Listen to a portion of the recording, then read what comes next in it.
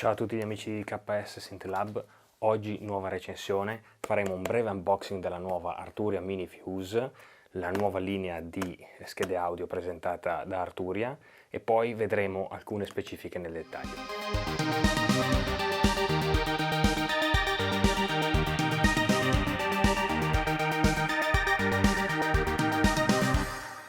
Questa è Arturia Mini Fuse 2. Mini Fuse 2 che è praticamente una delle tre nuove schede audio presentate da Arturia. Quindi abbiamo Mini Fuse 1 con un singolo ingresso, quindi avremo questa parte di interfaccia. Abbiamo appunto Mini Fuse 2 con due ingressi e poi abbiamo Mini Fuse 4 con 4 input, quindi abbiamo due frontali e due sul retro. Di base le schede sono esattamente la stessa cosa, quindi cambia il discorso degli input, cambiano ovviamente le dimensioni e cambia il costo. Quindi abbiamo un prezzo di partenza di 99 euro per quanto riguarda Mini Fuse 1, abbiamo un prezzo di 149 euro per quanto riguarda Mini Fuse 2 e invece il prezzo di Mini Fuse 4 è ancora da definire perché comunque sarà disponibile poi nel 2022 come scheda audio aggiuntiva appunto della linea Mini Fuse. Mini Fuse va praticamente a compensare un po' quello che era un segmento mancante nelle schede audio di Arturia, perché avevamo la serie AudioFuse, quindi AudioFuse con due ingressi, avevamo AudioFuse Studio e poi AudioFuse 8 Pre. Poi queste tra di loro potevano essere combinate, quindi ad esempio noi potremmo utilizzare AudioFuse 8 Pre come preamp collegata ad AudioFuse Studio, tanto per esempio, ma mancava appunto un segmento entry level, comunque di schede di ottima qualità ma comunque con un prezzo abbordabile. Quindi come vediamo, come viene specificato già sull'imballo, Mini Fuse è innanzitutto un'interfaccia USB di tipo C, poi il cavo in dotazione lo vedremo successivamente. Abbiamo nel caso di Mini Fuse 2 due input e due output, possiamo registrare con qualità 24 bit fino a 192 kHz. Inoltre con la scheda audio abbiamo una serie di software in dotazione che Arturia è solita inserire nei suoi prodotti, quindi abbiamo Guitar Rig 6 LE, Autotune Unlimited, questi due, comunque Autotune se non ricordo male comunque è disponibile per circa 3 mesi, Analog Lab Intro, che è interessante perché comunque Analog Lab è comunque proprietario di Arturia, ha diversi suoni, quindi non ne avrà 6.000, ne avrà un po' meno, Arturia FX, che anche questo possono tornare molto utili col fatto che stiamo parlando di un'interfaccia audio, quindi ci vengono comodi nel momento in cui andiamo appunto a registrare, Splice e Ableton Live Lite. Quindi in particolare nell'Arturia FX viene fornito il Reverbero Plate 140, pre 1973 Vintage Preamp, Delay Tape 201 e Chorus del Juno 6. Adesso andremo a fare un breve unboxing e poi faremo una panoramica in generale della scheda. Quindi questo è quello che c'è nel momento in cui si apre l'imballo. Quindi abbiamo questo cartoncino con il cavo USB di tipo C da una parte e A dall'altra, quindi avremo comunque un cavo standard per chi non ha un computer con solo porte USB-C, quindi nel caso noi avessimo un computer provvisto di porte USB-C dovremmo utilizzare un altro cavo e non quello in dotazione, perché ovviamente questo è quello probabilmente più utilizzato ancora ad oggi, quindi non è di tipo C da entrambe le parti. Quindi, poi questa è la scheda, abbiamo il solito fogliettino con la dotazione software, comunque delle spiegazioni, e qua sulla scatola c'è specificato come fare praticamente il primo step. Allora, la scheda audio di per sé è plug and play, come viene specificato. Io l'ho collegata al Mac, l'ha vista subito, una volta selezionata, ha funzionato al primo colpo, quindi senza necessità di driver, e quindi direi che da quel punto di vista lì ci siamo. Questa è la Minifuse 2. Come potete vedere, le dimensioni sono comunque molto, rispetto a una mano, comunque sono molto compatte. La scheda è assolutamente compatta. Come metro di paragone metteremo un iPhone. Quindi questo è uno smartphone, tanto per dire le dimensioni che ha la scheda, è molto compatta, quindi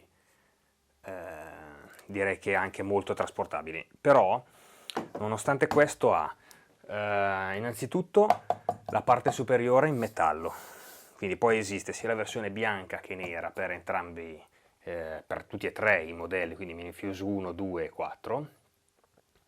Abbiamo frontalmente il meter di input e output, che è qui.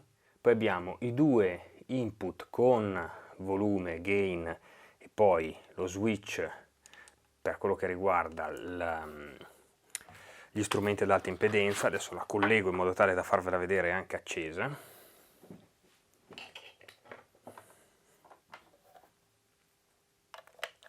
Quindi questo è quello che succede quando si accende. Tra l'altro ci sono dei LED dentro nei potenziometri, quindi sia nel monitoring che qui, che nei due input. Adesso chiaramente non c'è collegato niente, ma quando c'è un input comunque tutto è retroilluminato, come si vede, quindi 48 volt e tutto.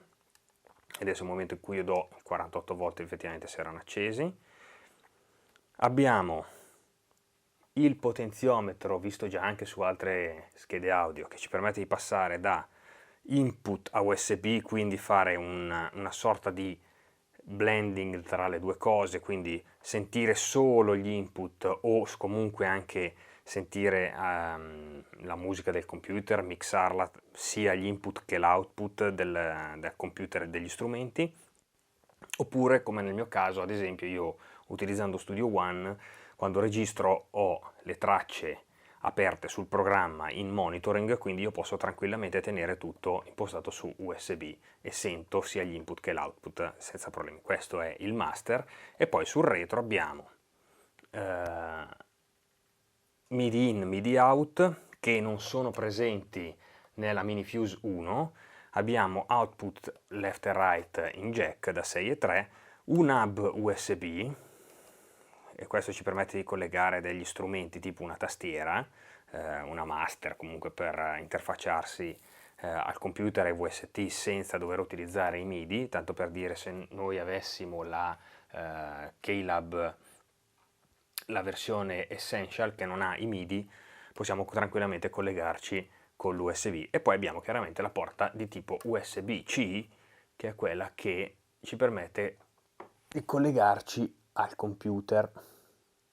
Ok, quindi questa è la panoramica della scheda e devo dire che anche la costruzione è davvero di ottima fattura. Adesso andremo a fare dei brevi test con l'OB6 dentro la Minifuse, quindi non c'è niente nel mezzo, c'è solo l'OB6 che esce, entra nei due input di Arturia Minifuse.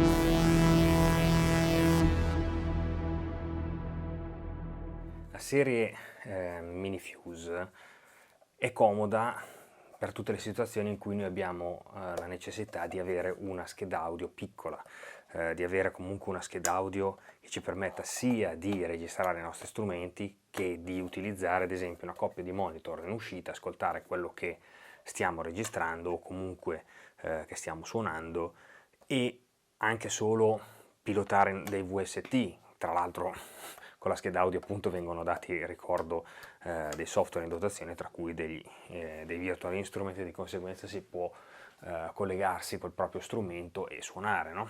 Questa scheda farà parte del mio setup in mobilità, quindi quando io uscirò a registrare delle demo al di fuori dello studio, utilizzerò questa scheda perché effettivamente registra con un'ottima qualità e mi permette di mantenere la stessa qualità che io ho in studio con una dotazione di fascia nettamente superiore, ma al tempo stesso avere un device assolutamente compatto e portatile, cosa che non sarebbe possibile con l'altra strumentazione che ho qui di fianco nel mio rack.